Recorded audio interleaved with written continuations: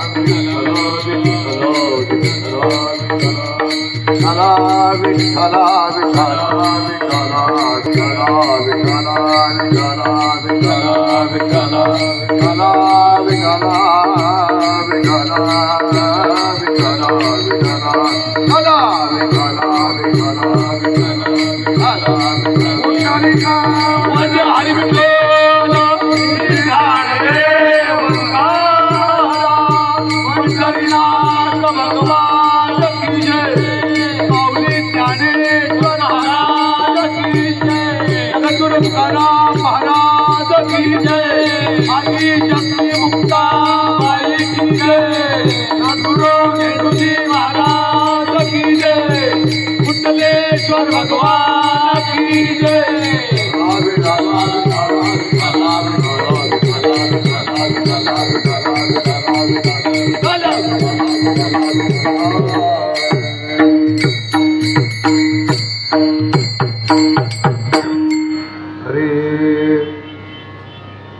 राघवं रामचन्द्रं च रावणारि रमापतिं राजीवलोचनं रामं तं वन्दे रघुनन्दनं।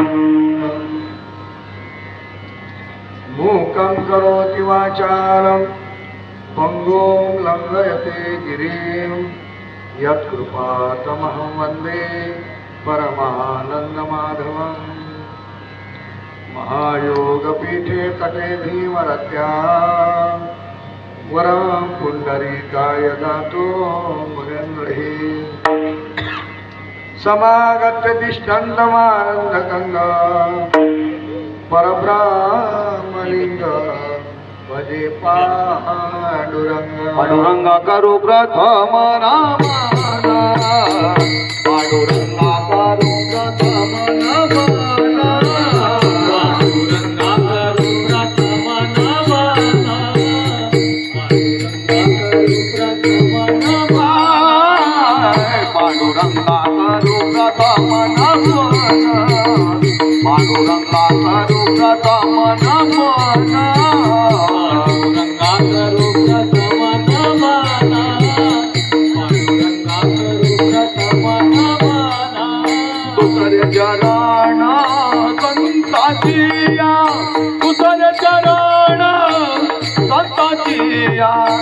तुझे चरण संतातिया जटा रूपाने कधेचा विस्तारो जटा रूपाने कधेचा विस्तारो तुझे चरण संतातिया तुझे चरण संतातिया तुझे चरण संतातिया तुझे चरण संतातिया जटा रूपाने कधेचा विस्तारो जटा रूपाने कधेचा विस्तारो।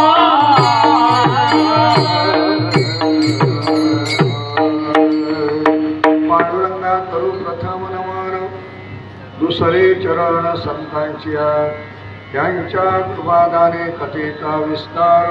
बाबाजी सद्गुरु दास तुका नमो ज्ञानेश्वरा नमो ज्ञानेश्वरा। निवृत्ती उदारा सोपान देवा मुक्ताबाई नमो त्रिभुवन पावनी आद्यत्रय जननी देवाचे। कोणी एके भुलली नारी कोणी एके भुलली नारी विकिता गोरस घ्या म्हणे हरी। देखिला डोळा बैसला मनी तोचे वदने उच्चारे। आपुलियाचा विसर भोळा गोविंद कळा कौतुके। देखिला डोळा बैसला मनी तोची वदनी उच्चारे। तुका म्हणे हासे जर तुका म्हणे हासे जर नाही कान ते ठाई। देखिला डोळा बैसला म्हणे तोची वदने उच्चारी विठ्ठला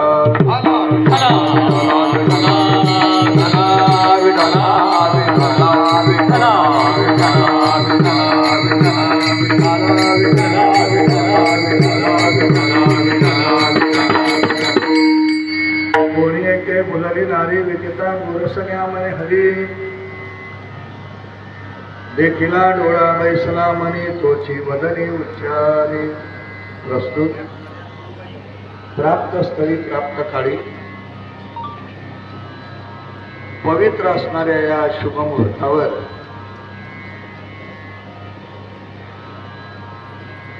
योगमाया ब्रह्मचित्तला आनंद साम्राज्ञी अमृत संजीवनी त्रिभुवन पावनी जगत्रयी जननी आदिशक्ती मुक्ताई मातेच्या तिरोभूत कालखंडाचा हा वेळ आहे. आपण ज्याप्रमाणे आनंदी क्षेत्राच्या ठिकाणी जातो, त्र्यंबकेश्वराला जातो, आपण पैठणला जातो, सासवडला जातो, का तर या संतांच्या पुण्यतिथीच्या निमित्ताने, त्याप्रमाणे आदिशक्ती ब्रह्मचित्तला आदिशक्ती मुक्ताईच्या आणि तिरोभूत अशा प्रकारच्या दिनाचा आणि जवळजवळ आता हा सोहळा सुरू आहे. आणि अशा या पवित्र वैशाख मासामध्ये उष्णकाळ फार तापत असे. संतांच्या वर्णन की उष्णकाळ तापतोय आणि अशा उष्णकाळाच्या कालखंडामध्ये आदिशक्ती मुक्ताई ब्रह्मतत्वामध्ये विलीन झाल्या आणि अशा या पवित्र कालखंडामध्ये आमचे हरिभक्ती परायण आणि पितृतुल्य सदाशिव नागो बंगाडे आणि यांच्या अंतर्मनातली इच्छा, त्यांचे सुपुत्र आणि श्री दिलीप सदाशिव बंगाडे, सौभाग्यवती प्राध्यापिका डॉक्टर जयश्री दिलीप बंगाडे, त्याचबरोबर श्री मनोहर सदाशिव बंगाडे आणि सौ तारामती बंगाडे आणि या कुटुंबाने, त्याचबरोबर त्यांचा संपूर्ण परिवार, सर्व परिवार या ठिकाणी उपस्थित आहे. आमच्या सर्व दोघं डॉक्टरनी साहेब या ठिकाणी उपस्थित आहेत. सर्व हा अपूर्व सोहळा आहे तुमच्या जीवनातला, त्यांना होतो ना भविष्यातील. कारण असा आनंद आपण जो अनुभवतोय आणि हा अनुभवण्याकरता आपल्याला पूर्वजन्माची पुण्याही लागते. कारण पूर्वजन्माच्या पुण्याशिवाय आपल्याला भक्ती साधना घडत नाही असा सिद्धांत आहे. असो जास्त परिहार न देताना पुढे चालणार आहे. अशा या पवित्र कालखंडामध्ये आपल्या मातोश्रीच्या पुण्यस्मरणार्थ, आपल्या काकांच्या पुण्यस्मरणार्थ त्या जाणाऱ्या जीवात्म्याला सद्गती प्राप्त व्हावी या सदेतून आणि तुम्हा आपणाला भगवंताचं चिंतन घडावं या सदेतून या ठिकाणी आप इष्ट मित्र सोयरे धैर्य गुणीजन, त्याचबरोबर संपूर्ण प्रेममय अशा प्रकारचं भक्तजन यांच्या सानिध्यामध्ये आणि मोठ्या प्रेमानं उल्हासानं आनंदानं 7 दिवसापर्यंत आणि आपला ध्यान यज्ञ या ठिकाणी सफल झाला. श्रीमद भागवतासारख्या श्रेष्ठ सद्ग्रंथाचं चिंतन आपण केलेलं आहे. आज आपण त्यावर वेळ गमावणार नाही. कारण करील जो प्रश्न सांगेल जो कथा श्रवण करिता उद्धरती असं या श्रीमद भागवताचं महात्म्य आहे. या ठिकाणी श्रवण करणारा श्रोता, कथा सांगणारा वक्ता आणि या दोघांमध्ये असणारा संवाद, तो ऐकणारा यांचा उद्धार होतो असं सामर्थ्य या कथेमध्ये आहे. आणि अशी ज्ञानकथा निर्विघ्नपणे 7 दिवसापर्यंत आपली पार पडली. कथेमध्ये पर्जन्य राजाने जर हजेरी मारली तर ते सफल होते असं म्हणतात. पण पर्जन्य राजा जर आला तर आपला आहे तो आनंद जातो असंही म्हणतात. मग तो यावा का न यावा असा विचार मनामध्ये असतो. तो येऊ नये म्हणून आपण प्रार्थना करतो. पण आमच्या पांडुरंग परमात्म्याची अशी कृपा आहे की त्याने आपला सोहळा आनंदपूर्वक परिपार भागण्याकरता तो पाहिजे तसा आला नाही. पण ज्याची गरज आहे तेवढा मात्र एके दिवशी 5व्या दिवशी आमचा 4थ्या दिवशी आहे, आपला 3ऱ्याच दिवशी आहे. आणि पर्जन्य राजाने हळदी मारली. कारण अन्नात भवती भूतानी, पर्जन्यात अन्न संभव हा, अन्नात भवती भूतानी पर्जन्यात अन्न संभव हा, ऐका. आणि म्हणून यज्ञात भवती पर्जन्य आणि यज्ञ कर्म समुद्भव. पण यज्ञ सफलता होण्याकरता त्याची गरज असते. आणि असा पर्जन्य राजाची देखील हजेरी आपल्या ठिकाणी लागली. असा आनंदमय कार्यक्रम आणि 7 दिवसापर्यंत आपला पहिला मिळाला. अत्यंत सोज्वळ वातावरणामध्ये, पवित्र वातावरणामध्ये. कारण परमार्थात पवित्रता असली तरच परमार्थ असतो आणि तो परमार्थ फलद्रूप होतो, तो तुम्हाला आनंद देतो. आणि म्हणून परमार्थ हा पवित्रतेच्या साधनेच आहे. आणि याला अनुसरून सकाळचा काका असेल, कथा असेल आणि संध्याकाळचा हरिपाठ अत्यंत गुण्या गोविंदानं आमच्या संपूर्ण आप्तजनांनी तर आनंद घेतलाच. एक मिनिट, पण आमच्या या कॉलनीमध्ये असणारे संपूर्ण आणि कॉलनीवासी, त्यात आमचा विशेष आमच्या महिला मंडळाने अग्रेसर भाग घेतला. म्हणजे पुरुष नाही असं नाही, ते पाठीशी आहे म्हणून तुम्ही भाग घेऊ शकता. म्हणजे त्यांना श्रेय आहे बरं, ते तुमच्या पाठीशी आहे, तुम्ही चला पुढे, आम्ही आहे तुमच्या पाठीशी, असे ते आहे. म्हणून तुम्ही अत्यंत आनंदपूर्वक असा सहभाग घेतला या ठिकाणी.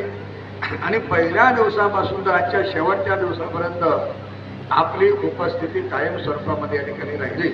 असो, आता पुढे चालायचं आपल्याला. थोडक्यात आहे का टायमात, कारण सर्व कार्यक्रम टायमात झाले, म्हणून आजचं कीर्तन देखील टायमातच होणार. आता अशा या ध्यान यज्ञाची सांगता समाप्ती. कारण आपण म्हणतो आज सप्ताची काय आहे, समाप्ती. आता समाप्ती शब्द असा सांगतो तुम्हाला. या समाप्ती शब्दामध्ये 2 पद आहे. एक पद आहे सम आणि दुसरा पद आहे आप. सम शब्दाचा अर्थ आहे सम्यक, योग्य, पवित्र, श्रेष्ठ, मंगलकारक. आणि आप हा जो धातू आहे त्याचा अर्थ आहे प्राप्त करणे किंवा मिळवणे. मग या जगामध्ये सर्वात श्रेष्ठ आणि पवित्र काय आहे, तर सर्वात श्रेष्ठ आणि पवित्र जर काही असेल तर तो परमात्मा आहे. त्या भगवंताचं नाम आहे. म्हणून त्या परमात्म्याची जीवाला प्राप्ती होणं या अवस्थेचं नाव आहे समाप्ती.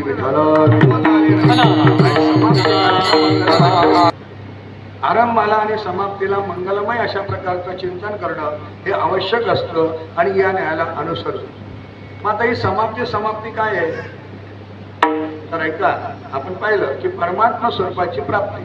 मग ही परमात्मा स्वरूपाची प्राप्ती तुम्हाला कोणत्या साधनानं मिळेल.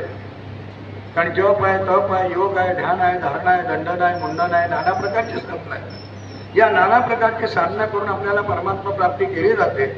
पण खऱ्या अर्थानं जर आपण विचार केला, असू द्या, तिला स्वच्छंदाने खेळू द्या, तिच्याशी बोलू नका, तुम्ही बोलू नका, पुढे आनंदाने खेळू द्या, तेही एक विभाग आहे आपला. तिकडे दुर्लक्ष करा, कारण ते स्वच्छंदी आनंदाचं वातावरण आहे, ते मालपण आहे, त्याला खेळू द्या आनंदाने. कारण आजचं कीर्तन आपलं गोपाळांचंच आहे. पण आपल्याकडे आता गोपाळांचा फार अभाव झालेला आहे. कारण सर्व आपले गोपाळ पुढे पुण्यात आहे, पुढे बॉम्बेत आहे, पुढे अमेरिकेला आहे, पुढे जर्मनीला आहे, आणि आपण मात्र इथे आहे. असू द्या, आता नाही लागेल त्याला. अशा या अवस्थेमध्ये आजचं जे कीर्तन आहे, समाप्तीच्या कीर्तनामध्ये वारकरी संप्रदायामधलं एक दंडक आहे की सप्ताह 1 दिवसाचा, 3 दिवसाचा, 5 दिवसाचा, 7 दिवसाचा, 15 दिवसाचा, महिन्याचा, वर्षाचा सोहळा जरी असला तरी या सोहळ्याची समाप्ती होते काल्याच्या कीर्तनात. तर हा काला या संप्रदायामध्येच आहे. आपण पाहतो मोठमोठे, आपल्याला कोणात टीकात्मक कधीच बोलायचं नाही, कारण सर्व सत्संग त्याच्या जागेवर चांगले आहे, सर्व मार्ग त्याच्या पद्धतीने बरोबर आहे. पण काला हा वारकऱ्यांच्या संगतीमध्येच होतो आणि वारकरी परिवारामध्ये काल्याशिवाय पूर्णाहुती होत नाही.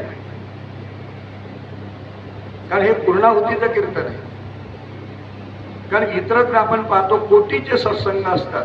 तुम्ही पाहता अलीकडच्या काळामध्ये सत्संगाचं एवढं फॅड आहे की कोटी रुपयाचे दुर्दान सुरू आहे. आउटपुट किती आहे ते मी सांगणार नाही या ठिकाणी, पण कोटी रुपये खर्च झालेले आहेत कोट्यावरी. पण एवढं करून शेवटी त्या उत्सवामध्ये काला नसतो. मग काला हा या वारकरी परंपरेमध्ये आहे. मग काला म्हणजे नेमकं काय, आपल्याला 5-10 मिनिटं हे चर्चा करायची आहे आणि नंतर प्रत्यक्ष आपल्याला भक्तीचा आनंद घ्यायचा आहे. मग काला म्हणजे काय, तर काला शब्दाचा अर्थ असा आहे, 2 विजातीय वस्तूंचं मिश्रण म्हणजे काला. सजातीय नाही, विजातीय वस्तू आहेत. मग त्या कोणत्या वस्तूंचा स्वीकार या ठिकाणी केला, तर त्या वस्तू जर कोणत्या असतील तर दही आणि लाही या 2च वस्तू चालतात. अलीकडे आपल्या रुची करता या काल्याच्या प्रसादामध्ये लोक काही टाकतात, भेळ बनवतात त्याची. पण या काल्यातली भेळ नको आहे. तुमच्या चवी करता टाकतो आपण, लोणचे टाकतो, कैरी टाकतो, भाकरी टाकतो, कोथिंबीर टाकतो, काही टाकतो. नाही, संतांनी जो काला केला त्या काल्यामध्ये फक्त दही आणि लाहीच होती. म्हणजे ते दही हे नामाचं प्रतीक आहे आणि लाई हे प्रेमाचं प्रतीक आहे.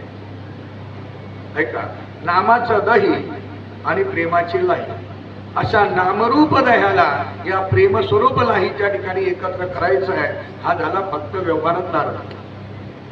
आता आध्यात्मिक अर्थ काल्याचा काय आहे, तर आध्यात्मिक अर्थ अशा प्रकारचा आहे की दही हे विकारी आहे, आम्लधर्मी आहे ते, त्याच्यामुळे ते विकारी आहे. आणि पोहे जे आहे हे सिक्त पदार्थ आहे, तो प्रेमस्वरूप आहे. मग आता लक्षात घ्या, विकाराचा नाश करायचा, तो विकार रूप दही कशात ठेवला, पण वरच्या मडक्यात आहे ना. मग हे मडकं कुठलं आहे, हे इथलं मडकं आहे, पण हेही मडकं जाईल. हे देहरूपी डेरा आहे हा. आणि या देहरूपी डेऱ्यामध्ये विकार भरलेले आहेत. काम आहे, क्रोध आहे, लोभ आहे, मोह आहे, मद आहे, मत्सर आहे, दंभ आहे, अहंकार आहे. हे जोपर्यंत आहे तोपर्यंत जीवाला आनंद नाही. मग आम्हाला काय करायचं आहे, प्रक्रिया बा कशी आहे, काय करायचं आहे, या मडक्याला आपण शेवटी तोडतो, याला फोडतो. याचं कारणच एक अशा प्रकारचं आहे की त्याला तोडायचं आहे आणि त्या विकारांना या प्रेमस्वरूप लह्यांमध्ये त्या ठिकाणी एकरूप करायचं आहे. आता खालचं स्वरूप जे आहे हे शिवाचं आहे. म्हणजे प्रेमरूप कोण आहे, परमात्मा, शिवस्वरूप, आनंद स्वरूप खालचं आहे. आणि वरचं काय आहे, जीव.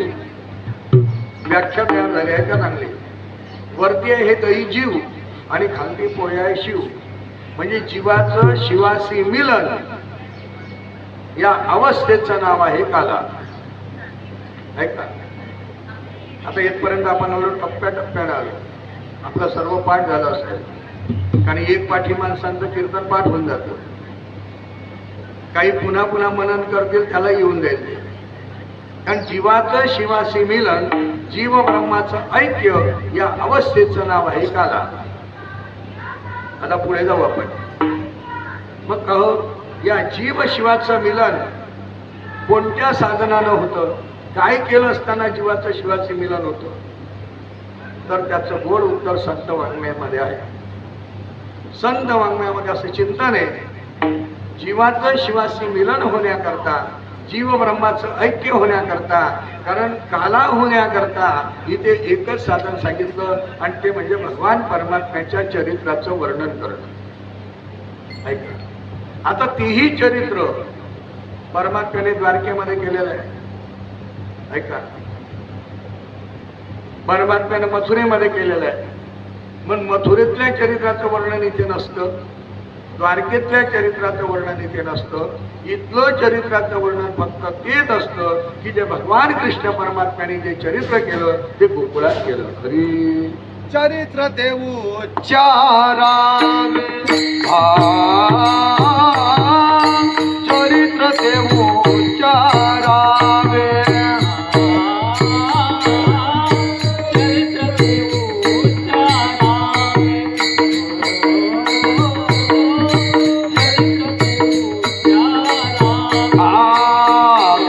देवे गोकुळ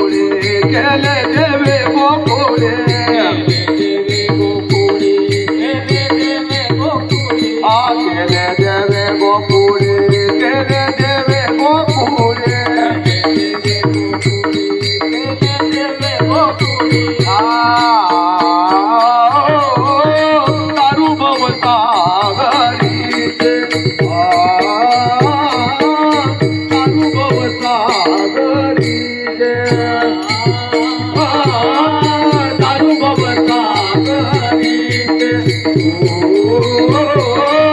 दारू भवसागरीचे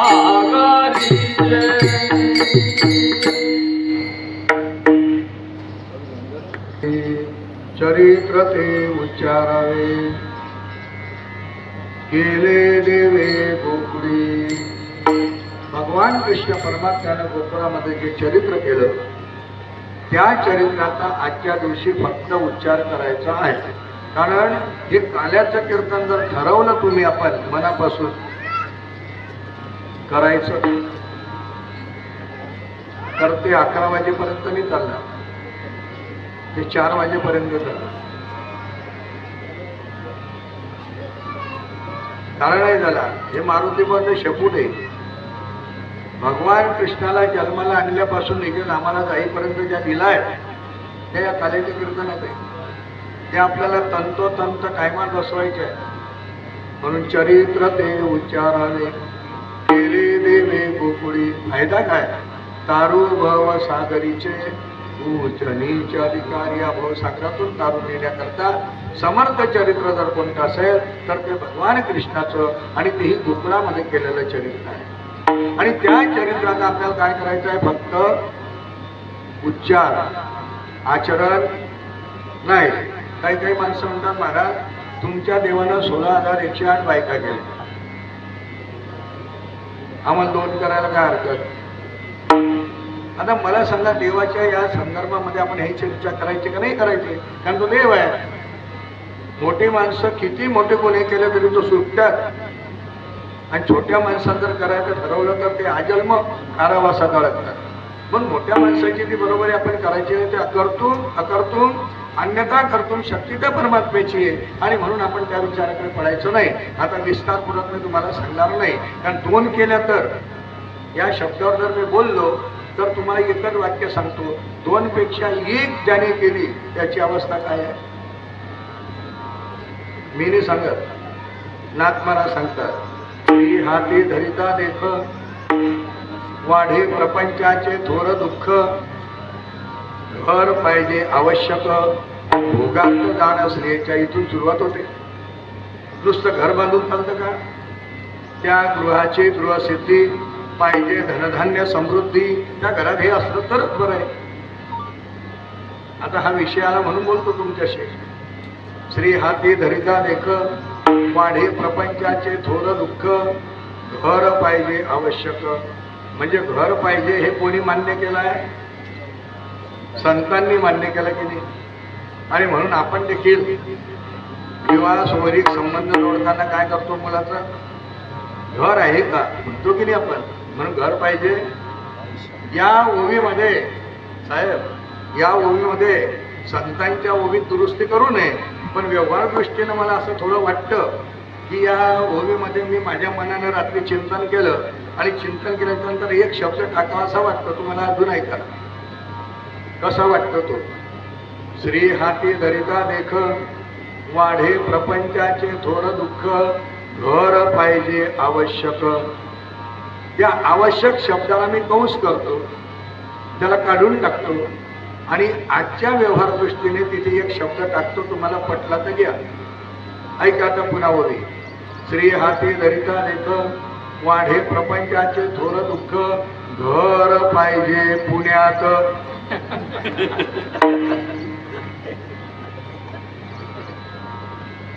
आता पटलं तुम्हाला म्हणून तुम्ही सर्वच खळखळून असू द्या. जे आहे ते वस्तुस्थिती सांगितले, व्यवहार सांगितले. आपल्याला पुढे जायचंय. म्हणून भगवान परमात्म्याच्या चरित्राचं वर्णन फक्त करायचं आहे, कारण त्याची बरोबरी करू नका. त्याने काय केलं सांगू तुम्हाला?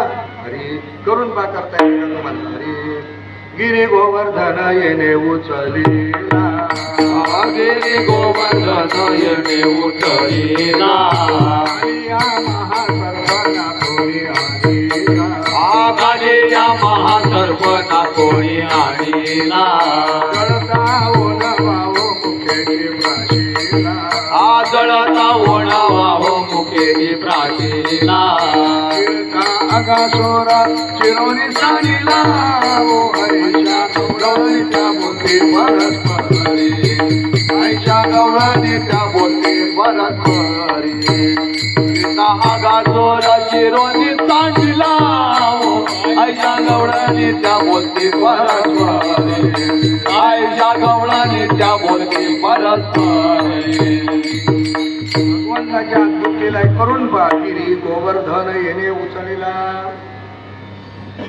त्या भगवान परमात्म्यानं आपल्या करंगुळीवर गोवर्धन